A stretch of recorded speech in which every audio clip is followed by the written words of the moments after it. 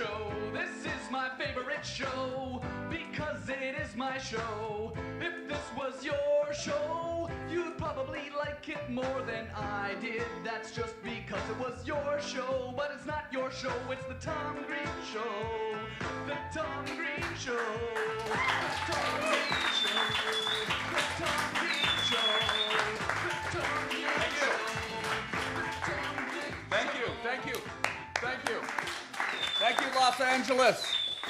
Thank you, Los Angeles. Thank you so much. Thank you. How's everybody doing tonight? Welcome to the third podcast here, live from the SModCastle of mine. Yeah, it's exciting. It's exciting to be here. I really feel like we're getting into a great groove here. I do. I really do, sir. I think we're getting into a great groove here. The first episode of the show, I looked out at the audience, the people that are here in Los Angeles tonight, sitting here in the audience, and I got freaked out by it actually, because there's people here looking at me right now, and we're doing a radio show here. This is a radio show, a podcast, and I grew up in Ottawa, Canada, doing a college radio show. And when I was doing that, there wasn't people looking at me.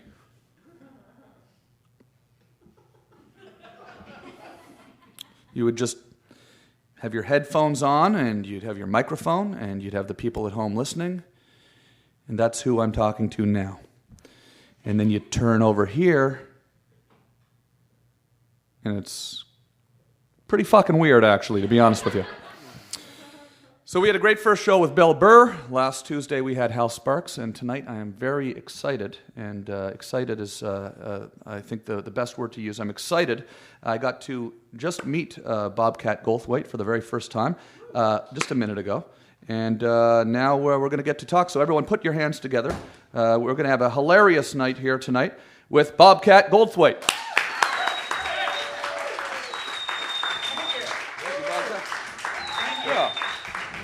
That was a pretty professional intro. I thought that was extremely professional. Yeah. Hello, everybody. Yeah. I was really tempted. We have never met. Yeah. I was really tempted because I'm backstage. Hey, Tom, and hi, and then I was to come out and go, and then you go and you'd be like, what a dick. He was all out of character, and then he came out in character. Yeah, that would have been funny but I mean, well, we could do that if you want. We could do it again. All right. You want to do that? Okay. Okay, so this is very exciting. We're here at the SModCastle Theater tonight, live from Los Angeles.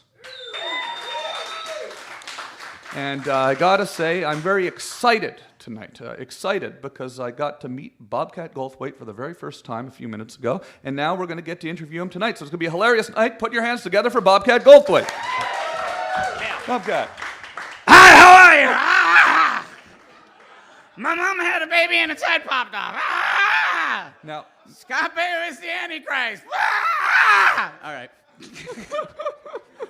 I go do stand-up, and I do believe that's what folks expect which I think that's what they would enjoy. Mm-hmm. But it really would just be a dick in their ass. You know what I mean? Like about 45 minutes, they go, please talk in a regular voice. This is annoying. Or, I thought you were going to have jokes. I think they've gotten burned by Pauly a few times. This was my first question, actually, was because now you've been back on the road doing stand-up. And, so it's not, you're not doing it in character. No, because it's just that, I'm almost 50. I'm 48 years old. So to be, almost 50. And, here's the thing. I'm a huge Jerry Lewis fan. I love Jerry Lewis. But when he gets to, like, Cinderfella, do you know what I mean?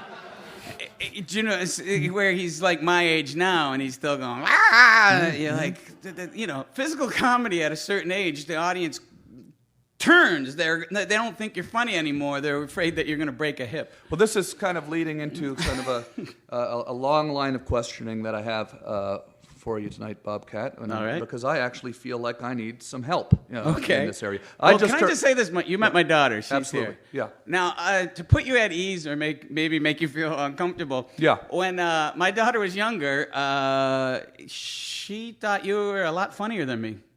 Well, you know. Well, I'm not saying you're not, but you would think she'd just We were lie. on MTV, and you should probably, you know, it's hard when you guys know each other so well, because none of my friends would have But my said the daughter same was like thing a about huge me. fan, and we'd have these weird. All of my friends would have said that, you know, obviously I was not even nearly as funny as you, because when you're close, but you know, it's an interesting thing to. Well, we to would have think. these really I don't weird- really know if it's true. I think you're just being nice. I can tell by the look in your daughter's face that maybe it would you just be made really. that up. We would have these long conversations, you know. Yeah. She'd go, "Oh, Tom Green's funny," and I'd be like, she'd be like, "You don't get it," and I'm like, "I said the Tonight Show on fire. I get it," you know. Well, this is what I was kind of, because I want to ask you about this tonight, because, you know, I just turned 39 years old. I just turned 39, and my back is killing me, and you know, and I'm starting to think, you know, like I'm looking at a lot of these things that I've done over the years, okay, and I'm thinking to myself, like, was I crazy? Am I crazy now?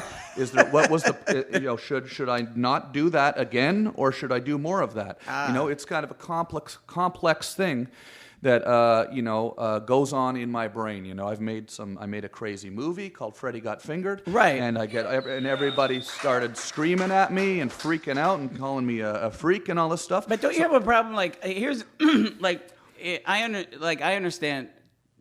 Trust me, I understand. No, like Freddie Got Fingered. You go, which is a great movie, and you go, well, you like it when I created this. I'm playing the character of Tom Green. You go, why? You liked it when I created this. This is the same brain making this. Get what I'm saying? Yeah. It's like when I made Shakes the Clown, I'm like, well, you liked it when I did. Well, thank you. Represent. See, those are the numbers. Yeah. Those are the exact numbers Shakes the Clown did. But you know what I mean? Well, Like, and I'm not good. like, but I'm not like, you know, you go, well, you don't, I mean, I generally thought, well, if you liked it when I went aga, aga, aga, odds are you might like this Alcoholic Clown movie. Yeah, and so then you have sort of these sort of, you know, like, you know, you have these sort of situations. What I kind of feel like I've gone through is kind of, I think to myself, okay, like I want to do something that's kind of crazy, right? And I want to kind of freak people out by it. I want to freak people out. And then when they get freaked out by it, I kind of get a little upset. You know, has that ever happened? In Well, your no, case, I have the direct do you opposite. enjoy I just think, like, I don't really. I know that they might be freaked out, but I don't see it coming. Do you know what I mean? Really, when I go over the line, it is in the rearview mirror. You know what I mean? I'm like, oh, I didn't realize that. Like today, I was at a meeting, and they said, well, you know, we're looking for edgy stuff. And I was like, well, you know, I don't really think that's what you're looking for. And then when I started pitching, I wanted to do. I saw where this priest, a true story, in Wisconsin, got arrested because he was taking aborted fetuses, and he was giving them Christian burials. So I thought, well, that's an awesome place to start, you know, a zombie movie, right? Sure. You know, zombie fetuses, you know, little, you know, and like, you know, and then of course it all ends up in the abortion clinic. So the right to life, you know, the protesters are now in the abortion clinic. And there's like an abortion doctor who's got a gun, and there's like a priest with a baby fetus eating him, and he's like, save me, save me. Yeah. And then he shoots the fetus. He shoots the fetus, and then the guy goes, what if you missed? And he's like, I did. Like he's this Clint Eastwood kind of ass kicking abortion doctor. Okay. By the way, I really wasn't like going, well, you want edgy? I'll show you. This was just a recent idea, you know. I just threw it out there. Sure. And they're like, well, I don't know about that idea, you know. So I really, the other day I finished this screenplay and I gave it to my wife, and she finished it, and she looks up and her face is all sullen, and she goes, I think you, I go, what's wrong? She goes, I think it's commercial. And I was like, oh, really? Like, we both were really bummed out. She was like, I think you wrote a family picture. I was like, wow, I didn't mean to. Well, I guess that's where I was sort of leading, was to sort of, you know, I'm doing this podcast now, and I'm trying to, you know, actually do a sensible interview here. I want to ask some good questions. I want to do a good job. I want to make it a real fun night for everybody in our audience and stuff. But you know, I used to think a little differently before I got those first critical backlashes. I sort of went from wanting to go out and just fucking just Right. fuck everything up, to, you know what, I think I just want to be, a calm, sensible 39-year-old guy with some boxed water and hang out here at the SModCastle and have a really, but then the thing is, I know that I should not be doing that, okay? That's the thing. Yeah, but I don't think there's any rhyme or reason on what hits, and it really has to be what you enjoy doing. And I know that isn't very profound, No, but yeah. But because your last MTV show was really funny, and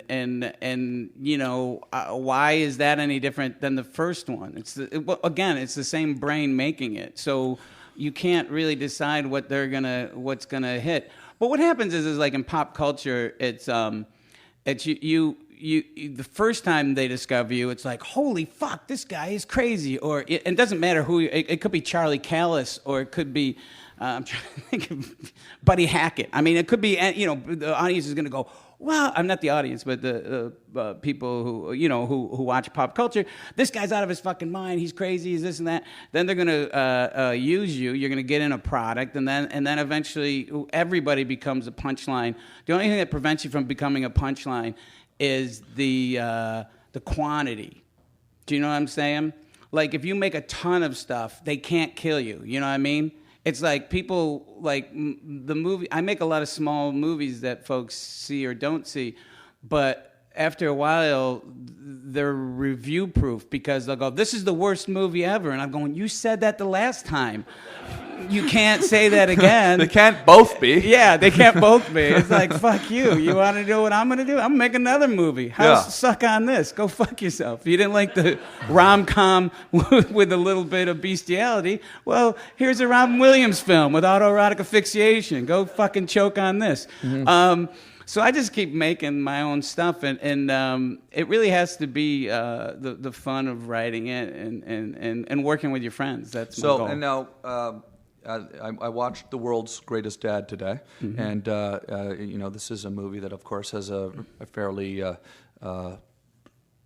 sort of a strong theme here: autoerotic asphyxiation. This is kind of what made you decide. That's not the theme. That's more like I hate the term inciting incident, because whenever I hear that, like whenever I'm at a meeting and someone talks about the inciting incident, I'm like, oh, hello, film student, now an agent. Yeah. How did it pan out for you? I guess your shorts weren't that good. Yeah. I guess mom and dad are really bummed they paid for Emerson. Yeah. So, inciting incident is not the term for it. It's just these things that happen in the movies are a little bit like my stand-up. I used to always dig a hole for myself. I did a bunch of dates opening for Nirvana, and the first one I did, I was in Chicago, and Michael Jordan had retired from basketball. And I don't know anything about sports, and neither did Nirvana. We're like going, what the fuck is going on? Because everyone had these homemade sheets and signs that said, we still love you, Michael. And we're going, what? And so it was explained to us. It was explained to Kurt and I why the town was so upset. So I walked out, in front of a crowd there to see Nirvana, and I go, hey, I feel bad for Michael Jordan, but, for $40 million a year, I'd shoot my own dad in the fucking head. And the noise wasn't even a boo. It was just, Dah! It was, fuck you, kill him, get him, all at the same time. Dah! It was the noise. And I go, oh, you're all your punk rock fans. Fuck you. Your mom and dad dropped you off in a minivan. You can, fuck off. And I said, I'll talk all night and you'll never see your precious Nirvanas. And then, I remember as I walked past Kurt, he's the only one laughing. Sure. I remember the pit stopped moving. There was all this bustling trying to get up to the front, and I said that. It was just like, hey, man. Yeah. But it's almost like, that's the ultimate moment of you've pissed off the entire audience, and right. You walk by and Kurt Cobain's sitting there laughing. I mean, that's. But here's the thing. It's like, and I think you could understand this too. It's like, Robin Williams is a good friend of mine, and I think he really wants the whole world to go, hey, Robin, you're the funniest guy, and you're, and he's as close as you're gonna get, right, to getting that. Yeah. And I'm like, I've always well, he and I would do shows together, and people go, "How did it go last night?" And they go, "Well, Robin Williams showed up. He did a show. It was great." And then they go, "And then fucking Bobcat was there. Do you know what he said?" And I say to Robin, I go, "I own them. They're still fucking pissed off at my set. Meanwhile, they just think you're a great guy. And I've gotten past that a little bit. But Hey, can I plug a date right now? Yeah, of course. I'll be at the Side Splitters in Knoxville. No. But what is it? Come on out, you inbred hillbillies. What is it though that is so fun about? I saw you doing that on the local news today in Iowa or something like that. Oh, really? On YouTube. On YouTube. On the YouTubes. On yes. the YouTube, yeah. Calling everybody in the local market. Oh. There's nothing else to do here, anyways. Yeah, what are you gonna do? Come on. But what is it that you like? What is it that you like about digging that hole for yourself, and then when you have I don't done know that? what it is. is. I think it's like a huger form of insecurity than your traditional stand-up comedian, because it's like, will you still like me if I do this? Uh-huh. Oh, you say you like me? Really? You say you're my fan? How about now? It's really weird, but unfortunately, my form of neuroses versus Robin is not as lucrative. When you want the whole world to like you, it pays a little better. But you know what's funny? It's much more mischievous though what you're doing, because I got shit recently this year because there's this clip when I did my talk show on MTV where a guy came out and sawed my desk up. Oh yeah, I remember that. Yeah. And it's the thing that comes up more often than anything anyone ever brings up. You got pissed. Because I got pissed. But the thing is, and I'm going to use this opportunity to say this now on the record. I got pissed on purpose because it was like an opportunity to get pissed at somebody on TV, and I was pissed. Right. So it's like I Right. could pretend to not be Right. pissed and go, "Oh, this is crazy. We're having a crazy time. Oh my God, the dude from Jackal's cutting up my desk. Blah, this is crazy." But the fact of the matter is, I'd just gotten in this huge argument with MTV to let them build this desk because I wanted it to look exactly like Johnny Carson's desk from the 70s in New York, and it's the first desk they ever had matched. And they kept saying, "Oh, use this IKEA desk," and so we got them to all build it. The set designer built it. It cost like $10,000 or something like that to have this thing built with all the wood. And then this idiot comes out. Guy comes out who we'd brought on to play his chainsaw little thing that he does, his act, right? His act. Right. So we were giving this dude a solid. Then he comes out and destroys this desk that I've argued. So now I'm pissed. I'm thinking, okay, well, this is kind of like when, Crispin Glover kicked Letterman, or when, Andy Kaufman got beat up on the show, or when, when something goes wrong in a talk show and the talk show host gets pissed, and then I actually am pissed. So I'm going, cool, I'm going to be pissed now. But that's your job. So You're supposed to be... So now I make that decision in the heat of the moment, not to act like I'm happy that the guy's cutting up the desk, that I'm actually not happy that he's cutting. And now all day on the internet, on these YouTube clips underneath, everybody's saying, Tom Green's such a fucking hypocrite, man. He used to saw up people's fucking desks, and now someone comes and cuts his desk, and he gets all boo, boo, boo, pussy and baby, so it's like, what the fuck am I supposed to do? That's my question. Well, I hear you. No, here's my problem. I agree with you, but on the other hand, as you were saying this, in my head you were morphing into Leno. Yeah. And he was going, I know. So I have Bobcat on, and then he sets it on fire. I was thinking about this on the drive over. I was thinking about this on the drive over because then when you... But why can't there be a gray area? Why does there have to be a set of rules? Yeah. Why are you... I mean, why aren't you allowed to be upset? Yeah. I don't know, but it is kind of weird. But I don't know. I mean, like... Leno called me after I set the chair on fire on his show, and he said, he's like, I'm not going to do his impression because it's kind of hacky, and the poor guy had it pretty hard. But the idea of I don't want to be a hypocrite because I've talked to Jay since all this, but Jay said to me, he goes, "What would you do if I came over to your house and set it on fire?" And I said, "Well, that would be weird. because I did it on a show that you work on. I didn't do it in your house, you know. And I mean, so I guess, you know, it was disrespectful, but on the other hand, I think I was dealing with the fear of being accepted on a larger. You know, I was pretty close to just actually probably being a regular guest on that show, and that idea is really terrifying to have that kind of acceptance. You know. So you kind of just that's terrifying to me. The idea of I don't know why. Yeah, I because then I'd have to be willing to be judged. You know, if I'm busy smashing things and giving them the finger and being a celebrity bashing 80s comedian. Then I don't have to make a product, you know. And I've kind of moved past that, and now I do make products. I make these movies, you know, it's so funny. I'm not in them, but they're way more personal than my stand-up or anything else I've ever done. Yeah, you know, it was a very intense movie. You know, yeah, it's uncomfortable, and it is intense. Yeah, you know, I actually have a friend that who did that and died doing that.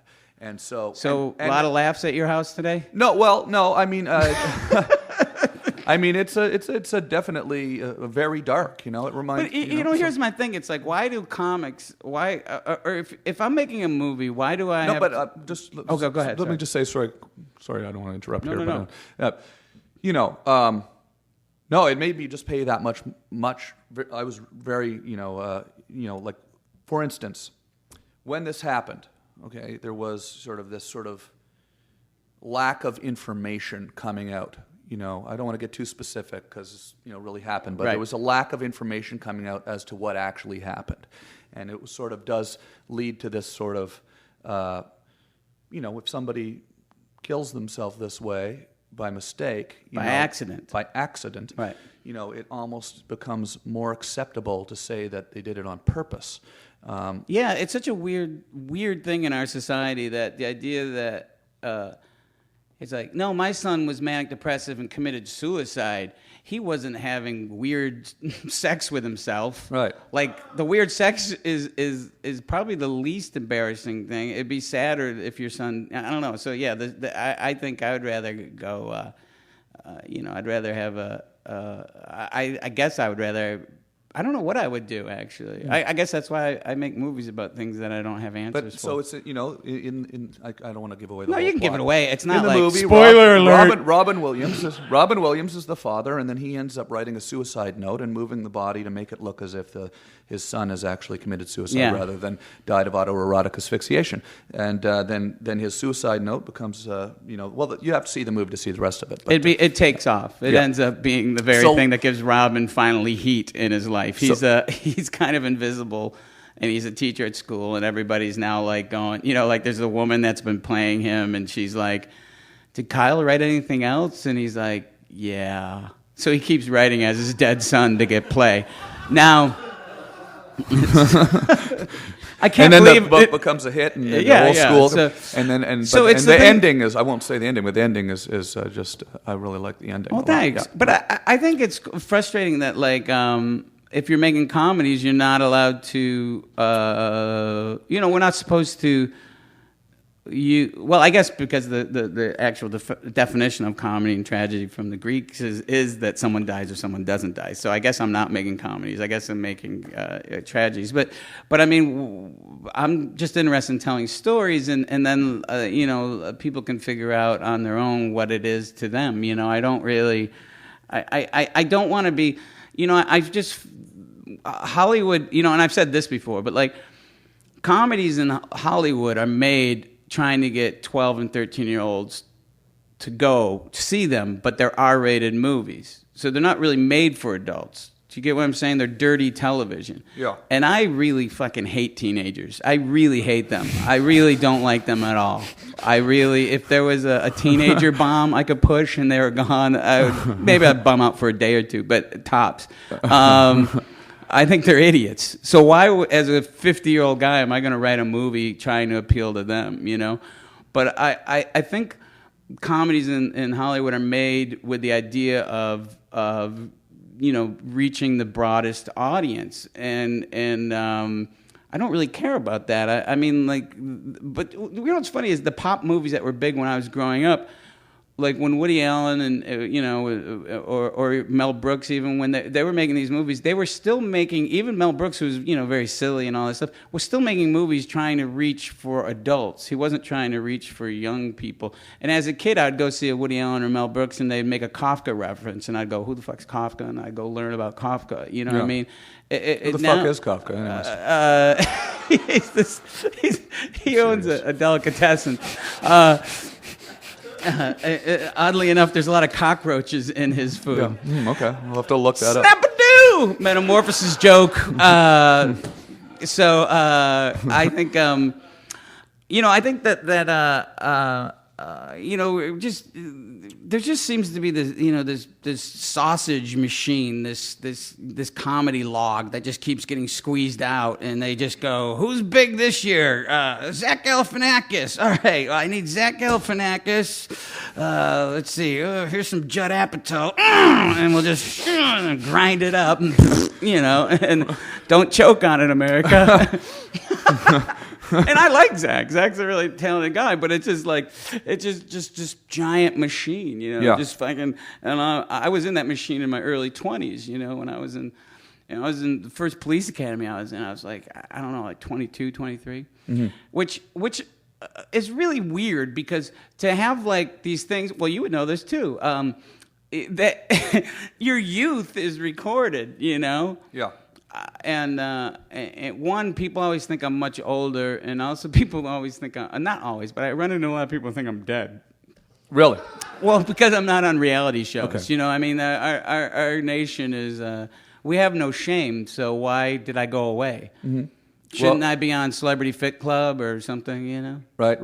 Well, yeah, maybe but you've changed your look a little bit too. Well, I just got old. Yeah, you look great. You look like you've been working out or something. I'm feeling cut. Yeah. I'm feeling pretty buff. Yeah. Thanks for noticing. I had a little high blood pressure, a little baby heart attack, and that seemed to get me. I lost a couple lbs after that. Yeah. They say laughter is the best medicine. Turns out nitroglycerin. Yeah. That's the best medicine. Yeah. You could have had the best joke in the world. I wouldn't have traded it for that sweet, sweet relief. Yeah. Well, no. I like how I think like an addict, because nitroglycerin, when you take it, it just it felt like an elephant was stepping on my chest, and suddenly it was relieved, and you get a bad headache. But there's no buzz involved. But just because, you know what I mean, like, and an addict, I'm like going, oh man, I gotta get more of that shit. Yeah. Yo, I got nitroglycerin. Sounds pretty good.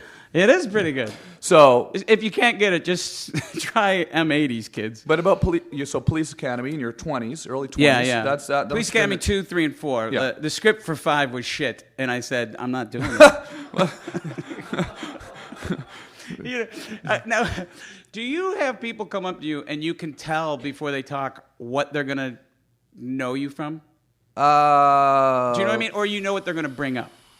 Sometimes. Do you know what I mean? Like when you're doing wacky morning shows, like you look at a guy and he goes, "Hey, Tom," and you go, "Oh, fuck, here comes a Drew question." Yeah. I've been asking them not to ask me about that. Yeah, and that doesn't help.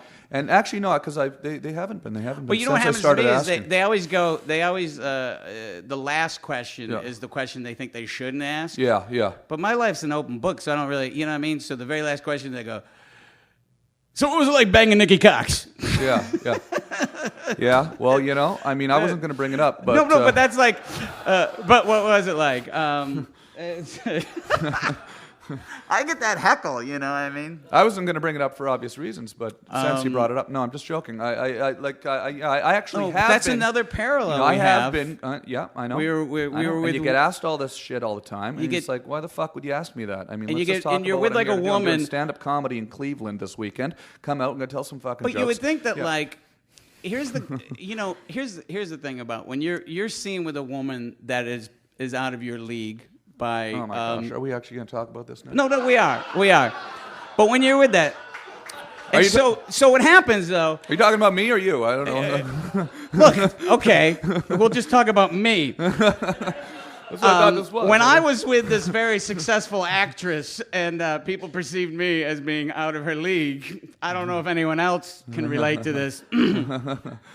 So now the guys that could actually hook up with the equivalent of the woman I was with. Yeah.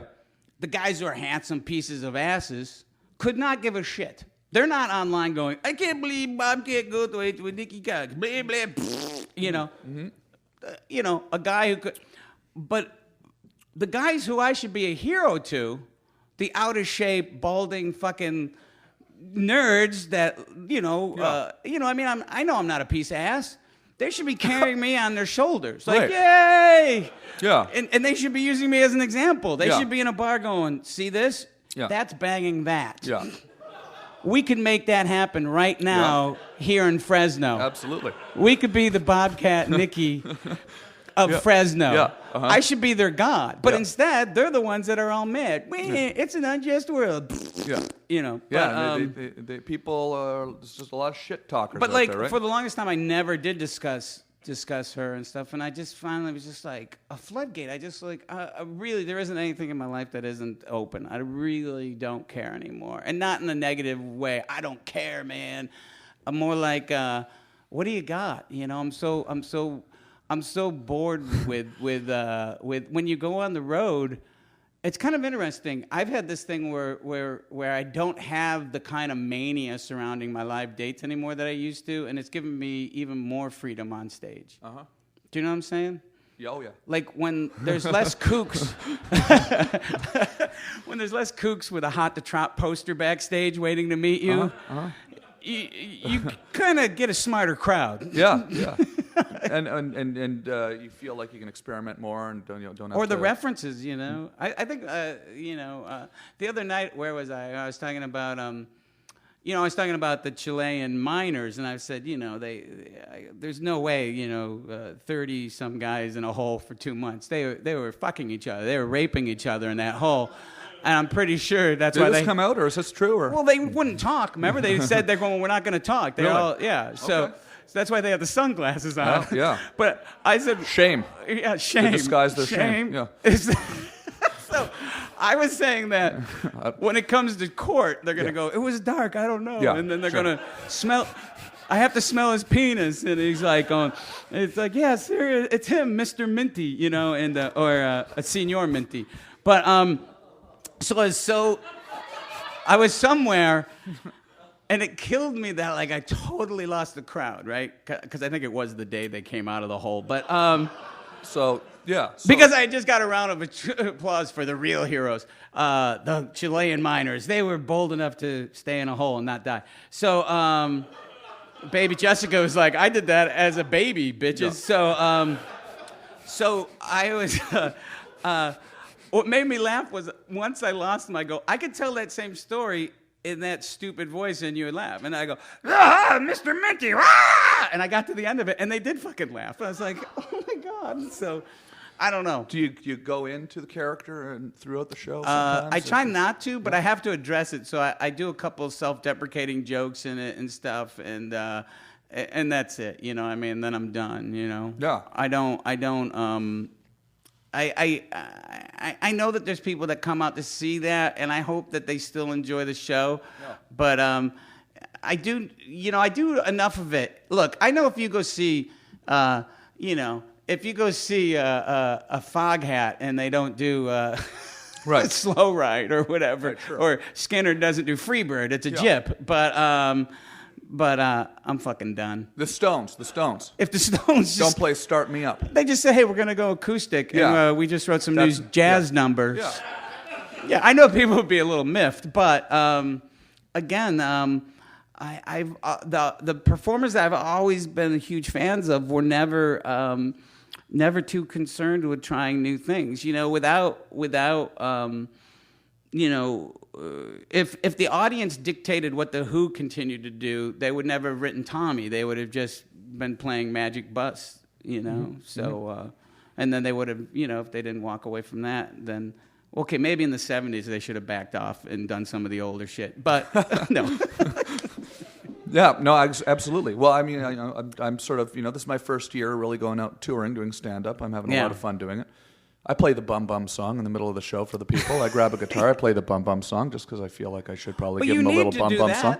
But, you know, I'm enjoying talking about all sorts of stuff. But I hear folks, because we play the same venues, thoroughly enjoy your show. Well, that's good. And said you were a nice guy. Yeah, I've been having a great time.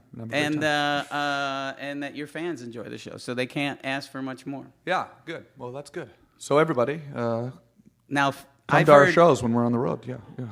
Well, but I have heard other reports from my dates. No. I like the fact that.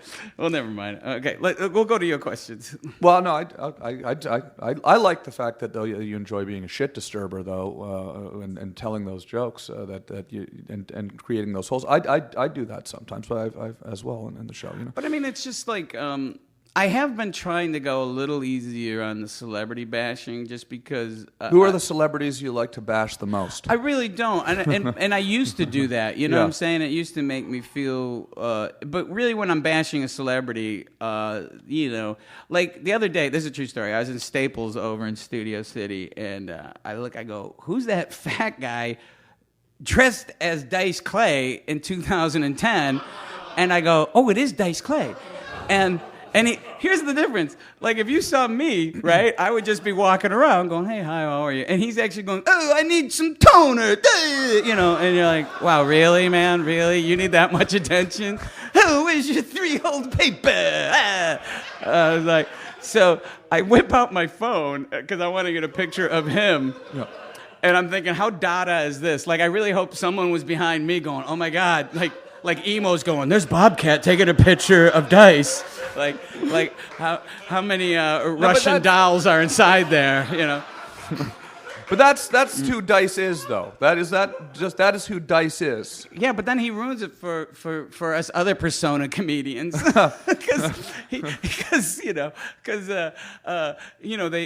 like I've always like Andy Kaufman, that was a huge influence on me, or even Steve Martin. You'd watch him and stuff, and so for folks to not understand that these were personas that people came up with, but what I'm learning is that people really, there's two things, they can't separate them.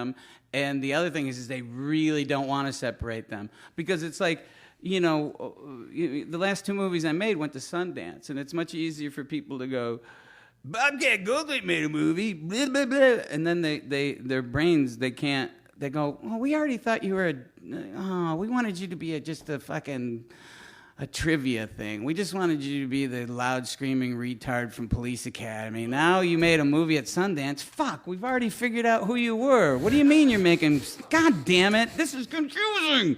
So I don't care. I just keep doing what I'm doing. Is Sleeping Dogs Lie the latest one, or no? Sleeping Dogs Lie was the one. That was a movie we shot in 2 weeks with a crew from Sundance. A crew. I'm sorry. Another wild premise, though. No, we shot that movie with a crew from Craigslist. The only reason is that I like how my Freudian slip is Sundance. I was at Sundance. Hey, man, it is a huge. Cool. Can you imagine though, like the day that came over? Do you know what I'm saying? Like they get like 3,000 movies, and they go, "Here's a movie from Bobcat Goldthwait." Oh, really? This ought to be good. I think Screech made a movie too this year. And then so that was actually, it's funny, we're here at the SModCastle. That was the first time I met Kevin Smith, and he goes, I haven't seen your movie, but it sounds like such a great premise. And I go, oh, I'm glad you like it. I stole the plot from Chasing Amy. and he goes, what? And his people took him away to do press, and he's like, well, now, this is about I haven't seen this movie yet, but it's similar in tone with the last movie, World's Greatest Dad. Again, it's more comedy of the awkward versus, that's the way to describe it. I'm a fan of both Offices. I'm not that kind of douchebag that goes, I don't like the American Office. I like both Offices. Yeah. I like. So it's comedy of the awkward, but it's a rom-com. It's a romantic comedy where the thing that everybody's always, you have to be honest, and I think honesty is used quite often as a weapon and as a way to be mean, and I think sometimes not being honest is a really kind and hard thing to do. So in this case, probably. Yeah, because she had a tiny bit of bestiality in her past, and as her relationship becomes more and more serious, everyone's like, like during dirty pillow talk, the boyfriend's, what's the weirdest thing you've ever done? And she's like, I slept with my friend, because I didn't mean that the way. Yeah, she didn't. She didn't want to, but she, that she actually slept with her dog. She had a relationship with her dog. With her dog in college, and so probably when she told him that things don't go too well, I'm sure. Yeah, and that's when the hell breaks loose. Because it's the living up to the lies that we tell about ourselves is what makes us better people. This whatever we're trying to present to the world is partially bullshit. But if we try to be these people that we're trying to sell the world, then that's not a bad plan. Yeah. Fortunately, we all don't have a lot of people are dog just sex in our closet, but. But the point of the whole movie is to not talk about that kind of stuff. And, is that a semi-common thing that is that as common as autoerotic asphyxiation, for instance? Yes, it's way common. That happens because regularly. People sleep because with I had no idea. pets? I had no idea of this, and then I made a movie about how it's important not to tell people about your past, and misguided people saw the movie and thought I was suddenly the guy to confess this stuff to. Like, a couple things. The first time we got to see the movie was at Sundance, and I'm with my daughter, and we're sitting in the audience, and the little bestiality scene starts the movie off, and by the way, if you're really into bestiality, there's way more on the web. I mean, the movie's not an exploration of bestiality or whatever. So might get some addresses from. Okay, sure, no problem. And so, it just my name alone, some guy fucking Bobcats. Just Google Bobcat. Bam. Lots of stuff to enjoy. Choking them too. So they put up a fight. So I like to put catnip in my gold bond and let them play with my nuts. So so my daughter and I are watching the movie at Sundance, and I'm just going to see how many times I can say that. And we're sitting there, and this woman wanted to leave as soon as the movie started when she realized what was going to happen in the movie. And her friend talks her into staying. And then about an hour later, that same woman started crying, and my daughter goes, "Take a look at that woman." She said, "Take a look at your friend now." And I turned around, and the lady was crying. And my daughter goes, "Yeah, you cry, bitch. You cry." And so after that moment, it was really weird that wherever I went, like the next screening, this old German woman threw her arms around me, and she's hugging me, and she goes, "That happened to me, and and I was like, clearly my face was like, oh, and then she goes, no, and I was like, oh, good, she's not gonna, go there, and that she was just lying, and then she goes, "I put peanut butter on my vagina and let the dog lick it," and I was like, she goes, "But I can tell you because you won't tell anyone," so I would tell that story every time I introduced the movie. For the rest of the visit at Park City. Has this happened more than once? Somebody's come up and made a confession like this? Sure, and people really? I know. Like, I beat off a horse once. La, la, la, la, la. I wasn't going to bring it up. But hey, look, Syracuse, Ottawa, it's kind of the same. You do what you do to stay warm. Yeah. Syracuse, you're from Syracuse. I'm from Ottawa. It's the same kind of close town. in proximity. Probably the same population. Yeah. Lake effect weather. Freezing, sub-zero wind chill temperature. Did you have self-loathing Catholicism rampant or? No? Sure. Lots of French Canadian Catholics around. Yeah. I grew up Protestant myself. Because my whole town is just like it'll never work. Doom. They're the people that didn't keep moving.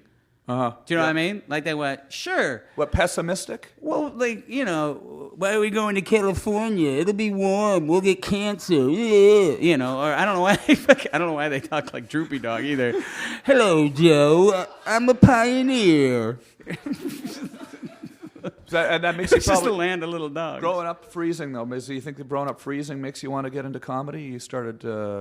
I started doing comedy very early, right? Yeah, we're like doppelgangers for each you other. You're 15 years old. You started doing stand-up. And you were how old?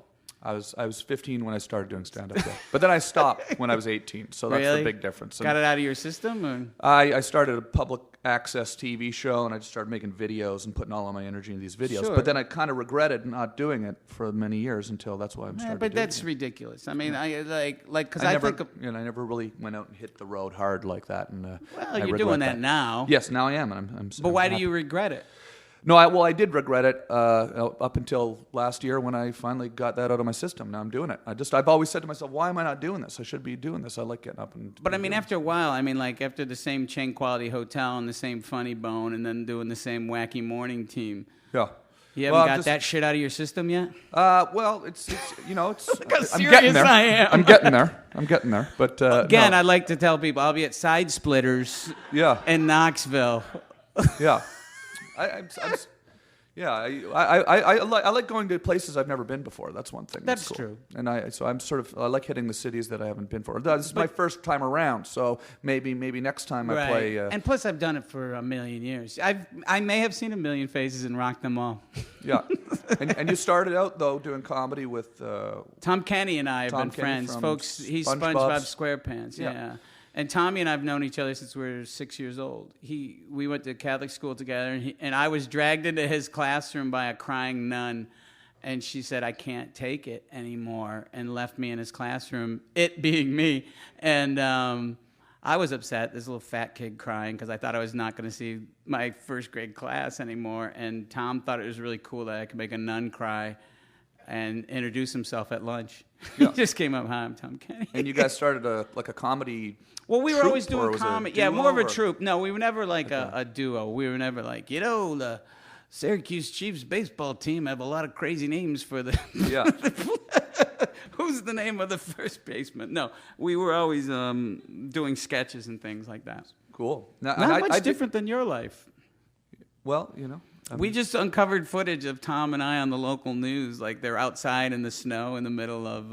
how old were you then? We're like 15 or 16, and the guy goes, we go outside, and it's just snow. Yeah. And then Tom and I just come walking out from some trees in our underwear. Uh-huh.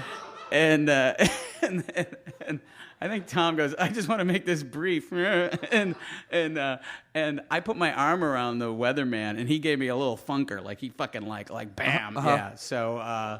So you barged into their shot? Is that what you're saying? Yeah, I barged into the shot in their Okay. underwear in about 20 below Well, that is weather. a YouTube viral hit. I That think. viral stuff. I'm going to go viral with this stuff soon. You got to get that up on No, YouTube.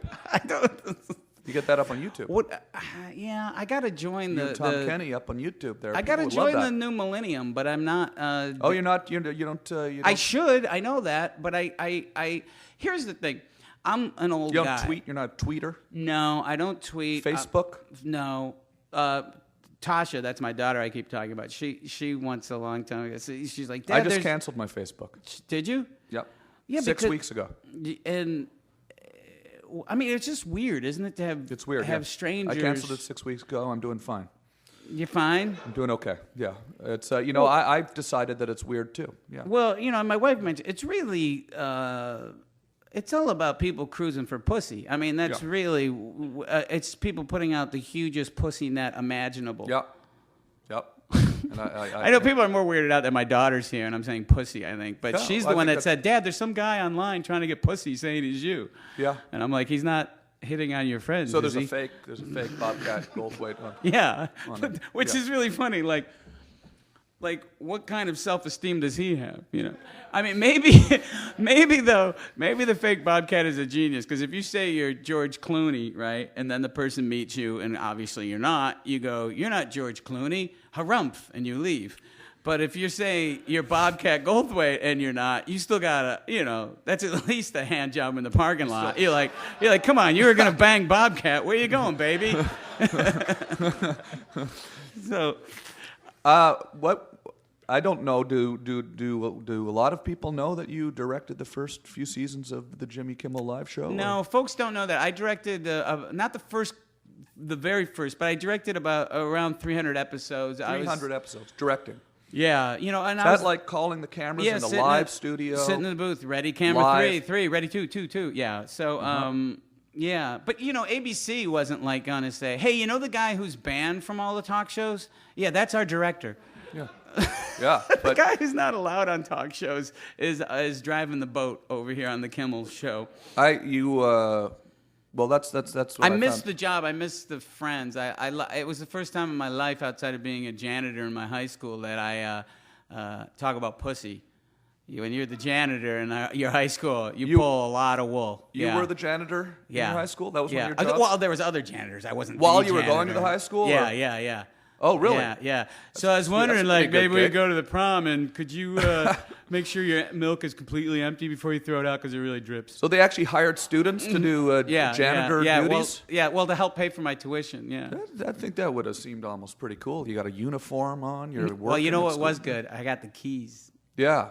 So a lot of hijinks and Because I remember in high school actually feeling that the janitors did sometimes exert a little too much authority. Yeah. And Well, if you're a student and you got that outfit on, you got the keys, that must have been You got pretty the good. keys, access to that weird pink kitty litter when people vomit. Yeah, Yeah. I was the cock of the walk. Yeah. Okay, so now, but I wanted to ask you more about Jimmy Kimmel. So, because I love that broadcasting stuff, like live. Right. Had you done like live directing before, but TV before? No. How did you get into that? No. I understand you would be in there, obviously visually making the show funny, and you No, probably, it was like Jimmy. I'd worked with Jimmy on the Man Show and Crank Anchors and other things. This movie, Windy City Heat, and Yeah. Jimmy said, "Why don't you take a look and see if you can do it?" And I sat there and I said, "Jimmy, it's like landing a plane in Chinese, you know?" And he says, "Well, just keep watching." And then the guy who was I was watching, he was being nice and letting me kind of, watch. He had a heart attack during the show.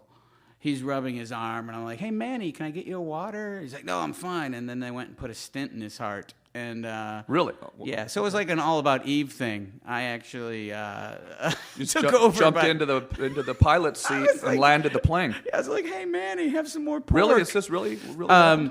No. This is not really happening. No, that is what happened. Okay. The guy did have a heart attack. and- Because I know I tried doing live studio directing in college when I had to, and it's a fast technical thing as well as Right. being very creative. But I had like I came in and I said, "Hey, everybody, I am overqualified for this job. Maybe you've seen my work. I'm a nightclub comedian. I have no idea what the fuck I'm doing. Please show me." And everybody was just super helpful. They just all wanted to help. Nobody was like going, when you present yourself that way, when you're saying, "Hey, man, I don't know what I'm doing. How do I do this?" And everybody would just help me and show me, and really. They really, that's what I miss. I miss having those friends there at the Kimmel show behind the scenes that were my friends. But, after a while, it became like driving a car. You just learn which mirrors to be watching. Yeah, and then you get into more of the creative aspects. And the more silly. jokes and for me, documenting the really only things I brought to the show was like, like a guy falls asleep in the audience, which did happen a few times, and Jimmy's doing his monologue and a joke doesn't go over, and I cut to the sleeping guy in the audience. Yeah. After a while, it became kind of rote. Like when there was a hip hop artist coming on to sit down, you would know that at one point he was going to talk about his peeps. And so I'd find the most frightened old white people in the audience, and we'd have them ready to go. I like to say hi to my peeps, and there'd be like two, grandparents looking around the room. Right. That was a go-to. That always killed. But that's basically what I brought to the show. But we're still pals. I missed the show, but I've also just had a chance to keep making these movies and. Right now I'm in the process. I'm making a musical now with Ray Davis of the Kinks. I took an album of the Kinks from the '70s, and it's an album that I loved when I was a kid. And I wrote a screenplay, and he's on board as an executive producer. And now we're just starting the process of closing deals and It's gonna be a film musical. yeah, a film musical. Yeah. Yeah, Very cool. I know people think Bobcat Goldthwait, they think immediately musical, but yeah. Yeah, not a Broadway musical, but a film movie musical. No, just an out and out. I when we were flying to London, on Virgin, I don't know, have you flown there? They have like a huge catalog, and my wife wakes up in the middle of a flight and she goes, "What's my very, very heterosexual husband watching?" I go, "Nothing." She goes, "What is it?" I said, "Nothing." It's Alan Cumming interviewing Liza Minnelli. She's like, "Wow, it would have been less gay if I woke up and you had a dude's cock in your mouth right now." This was in the Virgin film library or TV library. Yeah. But cool. You met my wife, but she did not out herself. She was with you guys when you went and got falafels with Kat Von D a week or two ago. Wow. Yeah. That's and you've got your tattoos from Kat Von D. Yeah. Oh, cool. I So, see the connection now. This is awesome. This is cool. That's a kind of that salty broad with a whole bunch of tattoos. That's my old lady. Oh, that's cool. That's really cool. Yeah, we Kat Von D is a friend of mine, so we went and had lunch at my favorite restaurant in the city of Los Angeles, Carnival Restaurant on Woodman. Have you been there? You're not affiliated with them in any way, are you? No. And they don't give you boxed water? No. This is Kevin's boxed water here, but this is a great. It's a great. Have you been there to that place? Can't say, but I'm gonna go like now. Lebanese food? Yes, I do. Yeah, it's a good spot. I just don't like the Lebanese. So which is I've weird. got a lot of things I want to talk about. Love their food, hate Yeah. the people. Yeah. Well, So I just lost Jamie Farr. I'm trying to think of a famous Lebanese person. That's pretty good. yeah, no. I mean, that's how do you pull that one out? I Have you forgot gone all to about. Cleveland yet? No, not Cleveland. I'm sorry. He's from Toledo. Okay, so They a lot love- of Lebanese in Toledo, a lot of Lebanese in Ottawa, where I'm from. A lot Oh, of Lebanese. really? So I grew up surrounded by shawarma stands, and it's one of my favorite fast foods, and it's hard to find in Los Angeles a good Lebanese joint. In the middle, Carnival. In Yeah. the middle of this cold tundra. Yeah. Not There's just tundra. Lebanese restaurants everywhere you look. But no, so what are the two tattoos from Kat Von Well, D? this is the salt potato because in Syracuse it's the equivalent of, how some towns will have like a fried Twinkie or there's lots of places. You mentioned what was it? The beaver tail was it? Yeah, Ottawa we have the beaver tail. I really thought you were lying when you said in that. Ottawa that's our So- our civic food. So It's the a, folks listening to the podcast, It's like a donut. It's like a donut, but it's I have there we go. a sacred salt potato, which are potatoes that they boil in salt, and then you dip in butter. Yeah. And if you can't do A that, fork. just punch yourself in the chest. It's the same effect. And then 315 is the area code of Syracuse, and Porvita, because I'm gangster. That's a cool tattoo. Thanks. And it's then, very much in the Cat Von D style. Sure. And Sort then of the gray. this is Ed Wood. Great. Yeah. Because Very I cool. actually really like Ed Wood. I don't think, I think Ed Wood takes a beating, you know what I'm saying? Because his movies are really, weird, but they still are imaginative and they're not boring. And once again, I think we've gone full circle on this. We were talking about Shakes the Clown and Freddy Got Fingered. You can't call either of those movies boring. You know what I'm saying? And so people get mad when you try something different. You know? It's like, like when you think about like Cop Rock, and everybody dogpiled on Cop Rock because Stephen Bochco tried a musical in Cops, everyone just jumped on, and it's just like you want to go, oh, okay, sorry, we'll just pound out some more shit, you know what I mean? Yep. Here's 9 other sitcoms based on the same fucking show again. Sorry, we tried something different. Why is it you think people do that? Because America, or North America, I'll throw in your fine land that you're from, we don't really want decisions. We want 2 choices. You're either male or female, you're Judeo or you're Christian. We don't, a third choice is we can't handle. You're a fucking Hindu. What the fuck is that? Republican or Democrat? Republican or Democrat. Today. We only want 2 choices, so we can say, I'm on this team. Okay, Gorgo, I'm on this team. So it just goes back and forth and back and forth and and it's back and forth. and so it's not there's no choices really.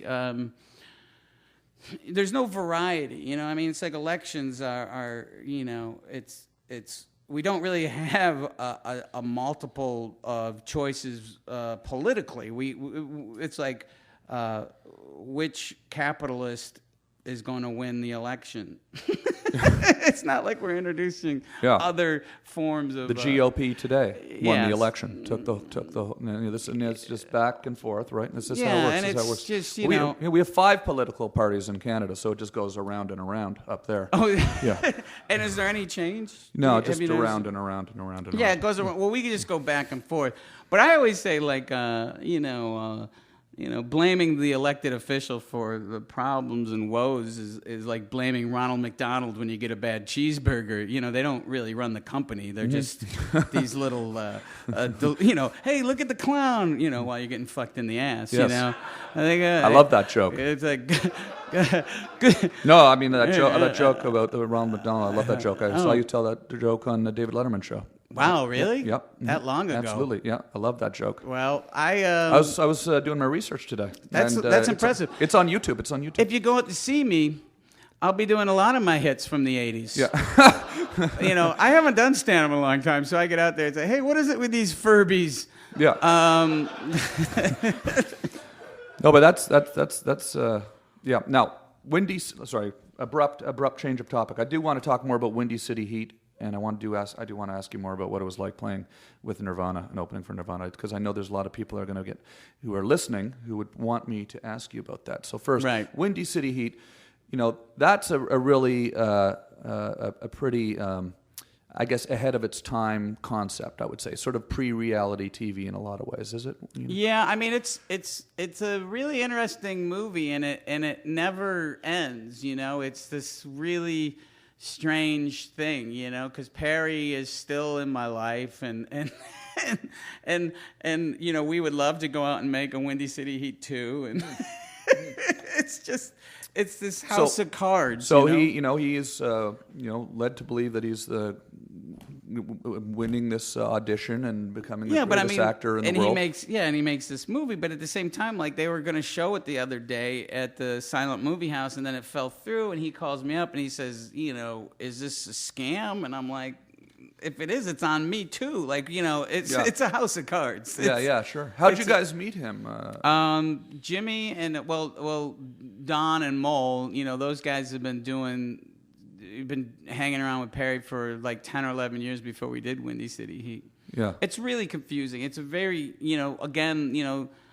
that's a movie that has a strong cult following, and I tell this story. It's funny. I was talking to Spike Jonze once, and he was being nice enough to talk about the movies I make in the same breath as he was talking about the movies he makes. And I finally had to say, Spike, I don't think you understand. My movies make hundreds of dollars. But yeah, people who like that movie really like it, and then other people think it's fake. But all I can tell you is that it's real, And Jimmy's always like, yeah, let them think it's fake. Then it's even people think that he was acting, but it's he's 100% sort of being fooled here. Yeah, sure. Yeah. I mean, it's just when I was making that movie, I actually thought people were filming me pee. It really was that crazy. There's cameras everywhere, and you just start going a little crazy. But does he, Perry, does he understand now that he was to an extent, practical joke was played on him, or but I mean it's yes and no. I think folks say that stuff to him, but on the other hand, he's very happy with the end product because people like him in the movie, so he's very happy. Yeah, that's cool. Yeah, I do love the scene when he auditions. And my name is Stone Fury. Yeah. So, but you'd have to see the movie to. It's a very strange one, but yeah. Okay, now and we'll just maybe we can end off the show tonight with a little conversation about what it was like touring with Nirvana. I'd like to talk about that. Well, I mean, the weird thing about my relationship with Kurt was, before Nirvana broke, he was a fan of mine, and I always think that's funny for people. You know what I mean? It's like finding out that Jimi Hendrix really liked Buddy Hackett or something. It's like, what? But Kurt knew all my stand-up and wanted to meet me, so he interviewed me at a college radio station in Ann Arbor. And it was funny. He had all these questions on a paper bag. He interviewed you? Yeah. And it was really like, I'm going, This is after Nirvana's a huge... No, Nirvana, they hadn't even... That's his ghost. Yes. That's Kurt's ghost. He's calling bullshit on this story. A little static in the He's like, in the line. I never fucking liked this guy. I was a huge Bob Saget fan from day one. So Kurt was so yeah, he interviewed me. They had not broken yet, and he had given me the Bleach CD, and I actually. My friend Tony V, who we always work together, I remember we were in a rent-a-car listening to the Bleach CD going, this is really good, and going, rock and roll sucks because these guys should be famous, and Yeah. And then like a year later, I'm opening for them, getting hit with everything. I got hit with a teenager one night. They actually successfully tossed the kid out of the pit and hit me in the back of the knees. A small, lightweight, a young child, Justin Bieber-sized teenager. Bieber-esque, perhaps. Bieber is a new increment of measurement. Yeah. It's when we get done with this building, it'll be 190 Biebers tall. So there's like kids like running off the stage like a crab. I didn't want to be here. So he had heard that I did a show. They say it's the hardest thing to open for a band, though, as a comedian. Is that true, or right? I don't know. But I mean, like, I think it depends what your goals are. If your goals are to get a lot of laughs, yes. Yeah. But I just thought it was funny. I go, yeah. And some nights I'd go out and they'd listen, and some nights they'd hate me, and I never really took one or the other better or worse. I just kind of thought it was fun. Plus, I got to see the band. I mean, I really. Loved watching the band, so it was all pretty fun. I mean, it was really great, And actually, Chris shows up in World's Greatest Dad. He was the at the newsstand when Robin's looking at the porn. Mm-hmm. Yeah. There's a scene where Robin's son is really addicted to fucked up porn, and he's dead. Spoiler alert again, and. So there's a scene where Robin's looking, after his son passed away, he's looking at porn at a newsstand, and he just starts crying uncontrollably because it reminds him of his son. It's a very sweet moment in the film. But Chris comes over, and he's the guy playing the newsstand. Oh, okay, yeah. And Chris is like, what's this about? And I go, well, when people die, often people that didn't know the person rewrite them and make them something other than what they really were, because it's about them instead of about the actual person. He looks at me and goes, I have no idea what you're talking about. And then he gave me this huge shit-eating grin. So I should say Chris Novoselic from Nirvana. Chris told me a funny story when we were doing this, made me laugh, was he was walking through an electronics store, and he's a really sweet guy. And he's walking through this electronics store, and there's this 9-year-old kid playing Guitar Hero, and he's playing a Nirvana song, and he's like, I'm gonna blow this kid's mind. And he goes over and he starts playing the kid, and the kid kicks his ass. And he's like, I wrote this bass line. Not the same chord structure. Yeah, I guess there's more notes on a guitar apparently than 5 switches and a toggle button.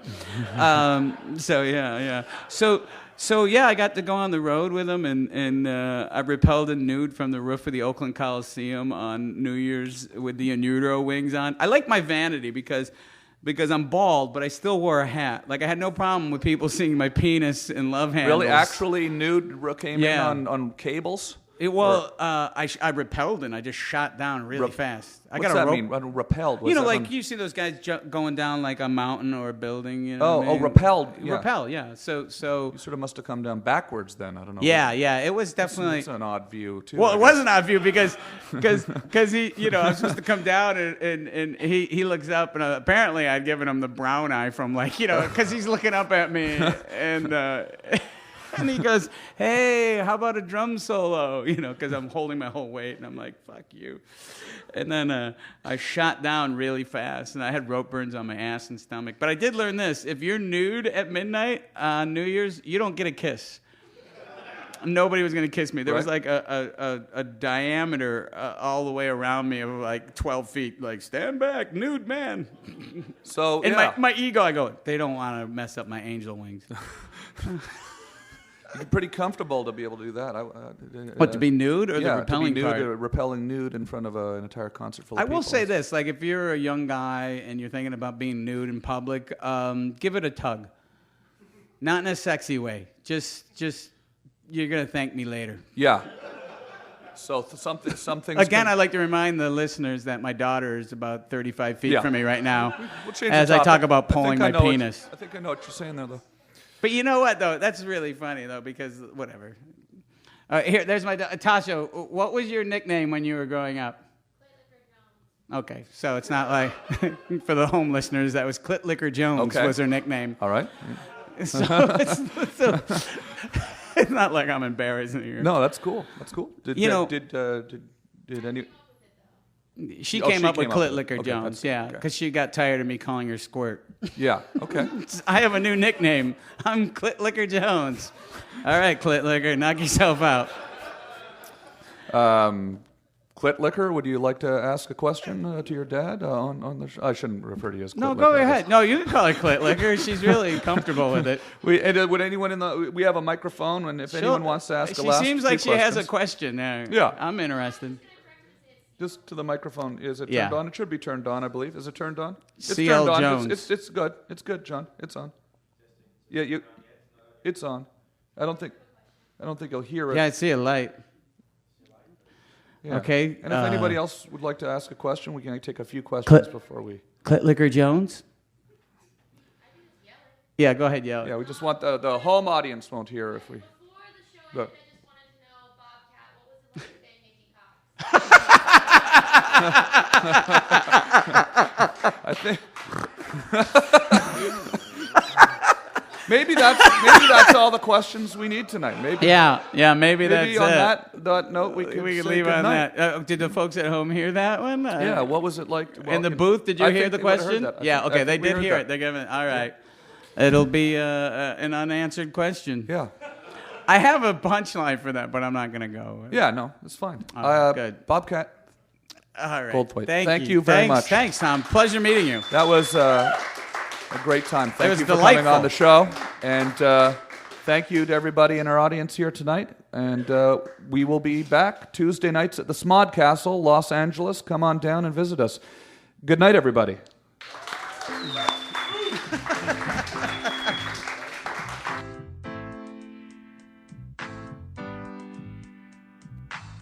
This is the Tom Green Show. It's not the Green Tom Show. This is my favorite show because it is my show. If this was your show, you'd probably like it more than I did. That's just because it was your show. But it's not your show, it's the Tom Green Show.